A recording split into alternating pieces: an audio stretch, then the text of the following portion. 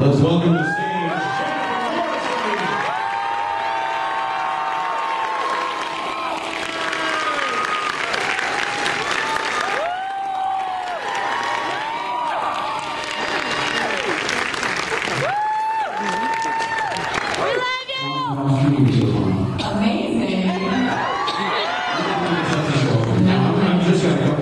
Before we turn to the audience, because we have a small army we saw some fun stuff in the clip. You swing a sword, taking challenge, that sort of thing. A lot of people out here have been fans of your work for some years. Some of them young enough to have grown up on it. I'm curious who you grew up on as your heroes. People that you saw in media, women, girls, books and movies and TV that meant a lot to you. Who were you a fan of? Whether as a fictional character or the person playing them, if they were on one of these shows, you would go into one of their tables. First of all, there wasn't as many women in those roles back then, so nothing immediately comes to mind. And also, we had a very sort of sheltered childhood, so we didn't watch a lot of television. And so I saw things like old musicals, like Annie and Gigi and Sound of Music, and so I grew up in, oh gosh, what is it? Oh yeah, oh god, why can't I think of it? With the little kids, Mr. Banks. Mary Poppins. So yeah, I grew up on like old musicals, basically. So there weren't really television shows and stuff that I was watching until I got older. What was the musical soundtrack that you just played out on repeat over and over and over again? Was there one in particular? My sister and I used to sing all of the Rodgers and Hammerstein Cinderella, but I have a lower voice and she has a higher voice. So she was Cinderella and I was the prince. Which kind of somehow makes sense with how everything played out in my life. Now, you directed a film recently, and directing a film isn't something that just falls from the sky. It's a gigantic amount of work just to get it into pre-production, let alone getting it made, let alone getting it out there. You had a magnificent cast: Melissa Benoist, Allison Janney, Ed O'Neill, Michael Morrison, and Jennifer Morrison. She was in it as well. Can you tell us a little bit about Sundogs? Sundogs was incredible. I mean, everything about that changed my life. As you mentioned, that cast was incredible. I was so humbled that they all were willing to take a risk on me and believed in me, and I learned so much from all of them. It's an incredible uphill battle. You don't really know how crazy it is to take on until you're doing it. It's actually better that I didn't know how crazy it was that I was taking on. So sometimes ignorance is the most powerful way to move forward in a situation like that. But yeah, I put that cast together. I was lucky enough they said yes, and then I went and found financiers and a producer, Bert Hemlick, who helped me find sort of the final financing. And it came together very quickly once that all was put in motion. And we shot it in 18 days in Los Angeles, which was really intense. Part of the biggest challenge with that project really was that we didn't have time to prep. Normally projects have a 6 to 8 week prep process where the whole creative team gets time to work together and figure out what sets need to be built and what locations need to find, and working through the shot list with the DP and all these things. We had 9 days of prep because in order for me to finish the film in time to go back to season 6 of Once Upon a Time, we just had this really tight time frame. So we were just really kind of pushed to the limit in terms of figuring that out. But it all worked out, and it came together, and I'm really proud of the film, and Netflix bought the film from us, and so it lives on Netflix. You guys can watch it on Netflix.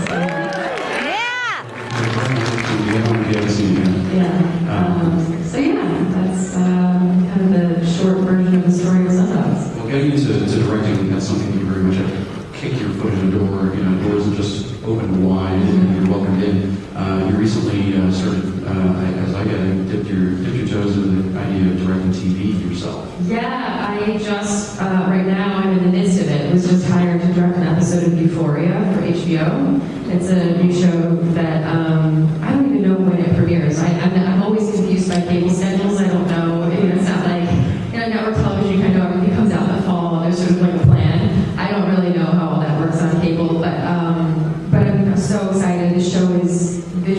stunning. It's something that's really forcing me to grow as stretch as a filmmaker. I feel really lucky that HBO chose me to do this, and that Sam Levinson, who's the showrunner, chose me to do this. And I've been kind of in pre-prep and on set and kind of taking it all in just so that I can really see the visual language of the show and learn all of that. It's just been incredible. It's really going to be, I think it's going to be a really special show. I've got just this last one, and then it's all about the audience. So directing, so many actors say, well, whatever you want to do is direct.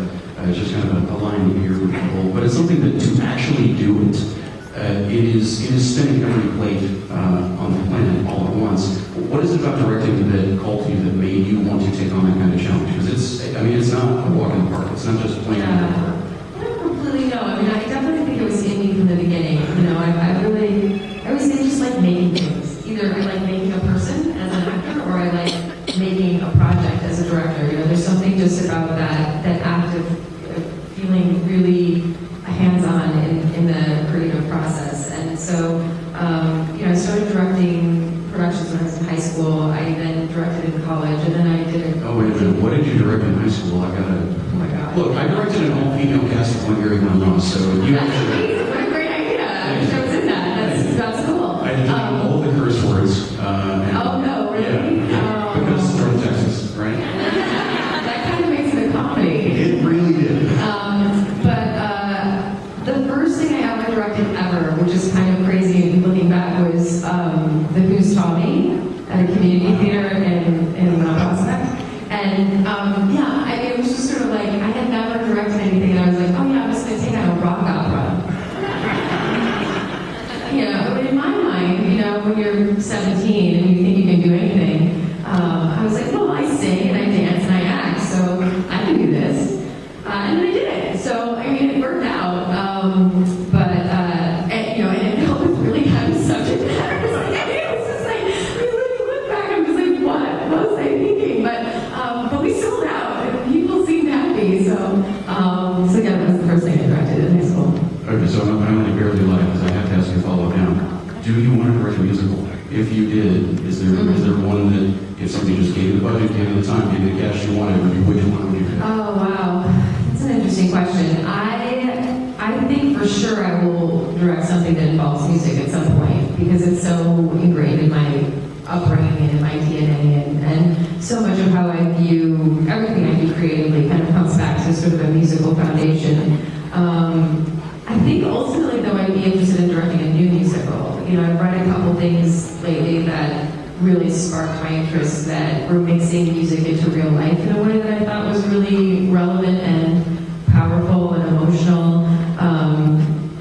I feel like a lot of the old musicals that I love, they've either been done, redone, and all of them are wonderful, and I almost feel like, just in a superstitious way, I would want to touch them. But you know, who knows? You never know where life will lead you.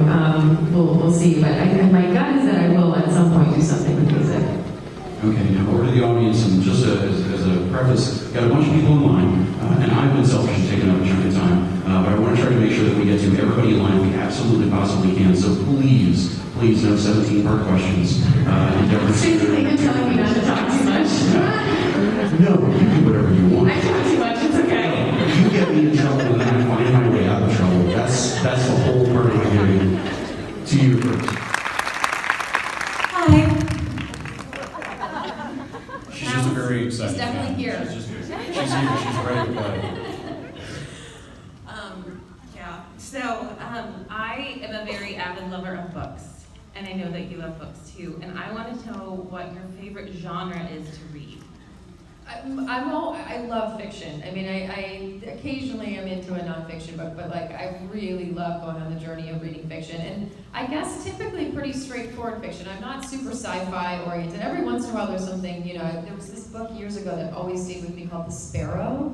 I don't remember the name of the author, unfortunately, but it was this incredible sci-fi journey of people being able to, it was like, it set a little bit in the future where we had the technology to basically land on a comet, and the comet took you to another planet, and then it was interplanetary. I mean, listen, it was super sci-fi, but it was, they invented a language, and there were all these different cultural customs on the other planet, and these people who chose to go there had to give up years of their life because they were traveling at the speed of light, which meant if they were to return from this journey, they were going to be 50 years older than everybody on the planet.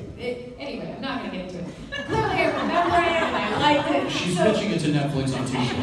I think someone's making it, because I have thought about that it would be an incredible movie to make, and I looked it up, and someone else owns the rights, but Hey, rights expire, who knows? he's right. I'll put my people on it right away.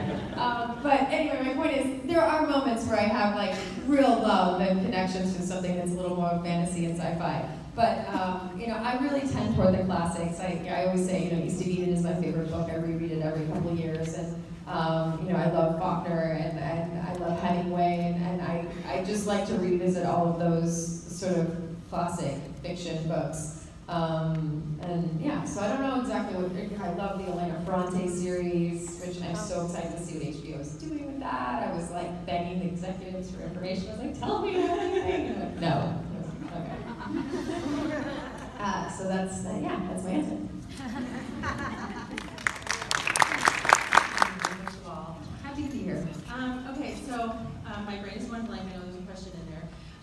Hey, look, I'm on stage with her. If you're having trouble, trust me, I'm having 10 times as much. It just wiped out for Yeah. me. Okay, so last year my husband and I went to London for like 7 hours. It was part of another trip, and we had a chance to go across. And we just went in front of everything and took pictures, didn't get to go inside. But ever since then, I've been obsessed with getting into the Tower of London and getting the crown jewels. So my question for you. It's a good goal to have. It's good to have goals, it's good to have. Good on her. Yeah. What are you going to do with them? Like just wear them around? Just for a little bit. Like Just a little. You just have to borrow them. You don't want to steal them. You just want to borrow them. Just a day with the crown jewels. Right. All right. So my question for you, knowing all the different museums in the world, there's art, there's jewelry, there's artifacts, there's sculptures. If you could do a heist on any museum, you know, like Ocean's 8 or Ocean's 11 style, or you could do James Bond style. Ocean's 9, just add her to the cast. My museum heist is a full-on comedy. Because my favorite thing in any museum I've ever been in is the miniatures in the museum in Chicago, in the Art Museum in Chicago. Has anyone seen that? Yeah. I don't know why I like little things. I love little things. Like I love ketchups and little hot sauce. Like, you know what they give you? Like little things, like little things. Not kind of little, but like little. I don't know, it just brings me so much joy when something is that tiny. But it shouldn't be that tiny. I don't know, this makes no sense, but I'm just telling you, it brings me joy. So anyway, in the Art Institute in Chicago, is that what it's called, that museum?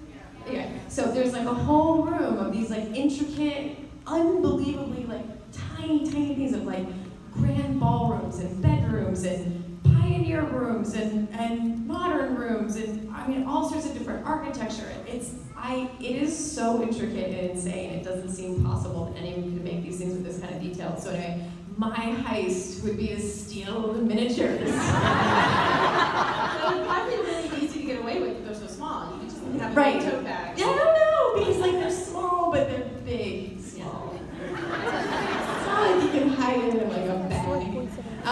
It would be an intricate heist, but that movie is for sure a comedy. You should start working on that. I'd love to see that. So we're not talking about big guys, we're just talking about